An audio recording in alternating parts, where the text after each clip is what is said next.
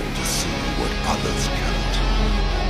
The monsters of today will be the heroes of tomorrow.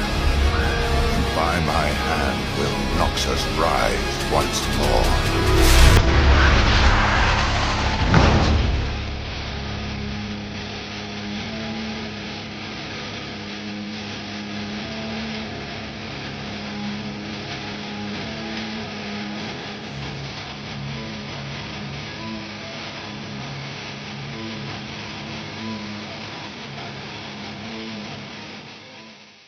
You're probably enjoying Arcane Season 2, but I have a warning for you. Do not go play League of Legends thinking that it's going to be like Cyberpunk Edgerunners, where you can go to Cyberpunk and have a good time. League of Legends, or LoL, is the most toxic game I've ever played in my life.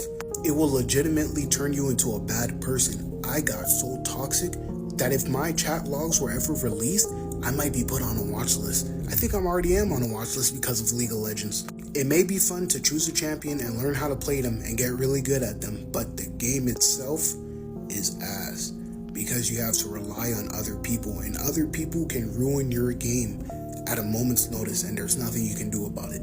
It is not a single player game where you can just, everything's up to you and your skill level.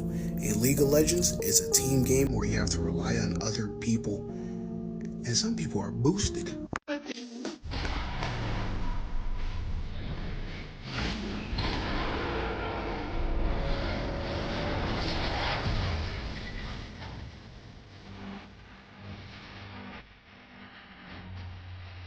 But I'm ready. Your words up on the phone as you're crying for my phone and the laughter in the hole.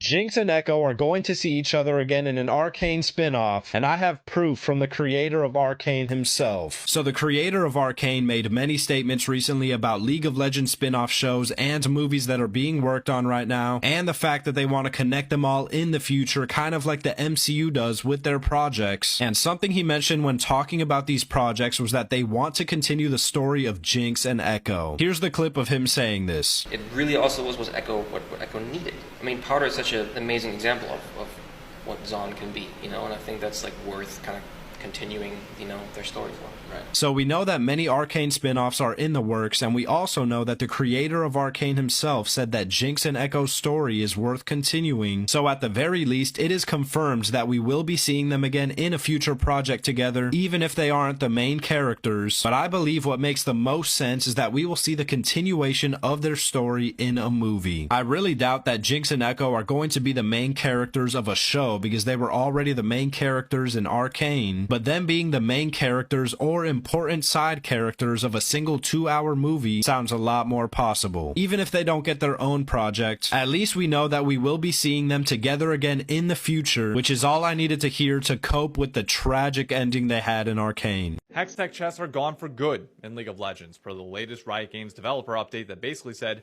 you are not spending enough money on League of Legends. I've seen some people saying that Riot is lying in their statements, but here's exactly what they said. They said that the player base has remained consistent year over year.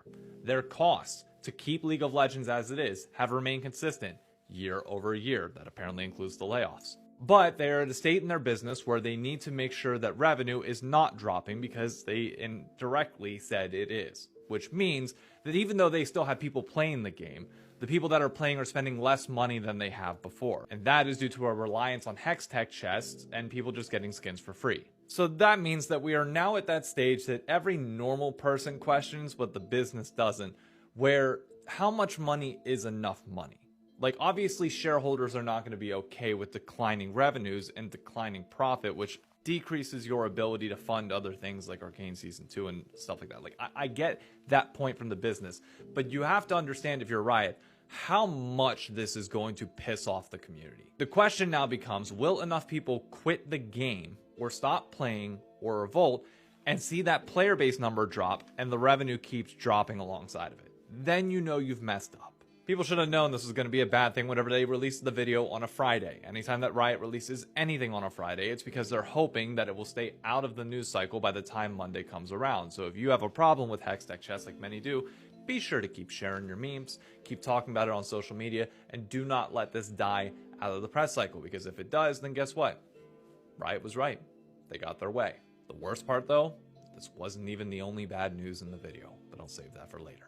The creators of Arcane have already confirmed that this season is going to be the final season of Arcane. However, if you're like me and are not ready to cope with this absolute peak being over, let me offer you some cope. This is only the beginning. And I do mean that. Okay, I was trying to figure out how they were going to do it, but Arcane is meant to basically start up their version of the MCU. Okay, if you don't know, League of Legends has Lord of the Rings level lore, but the game is just so bad that nobody realizes that. Like, to give you an idea, we are basically covering the lore of two key characters in an ocean of characters. There is a lot that they can do. However, this is my prediction of where I think they're going to go with this. I think after Arcane Season 2 is over, we're going to be waiting for a little bit, and then like 2 months afterwards, they are going to announce that they are going to do a new spin-off series covering a new host of legends from the League of Legends universe. However,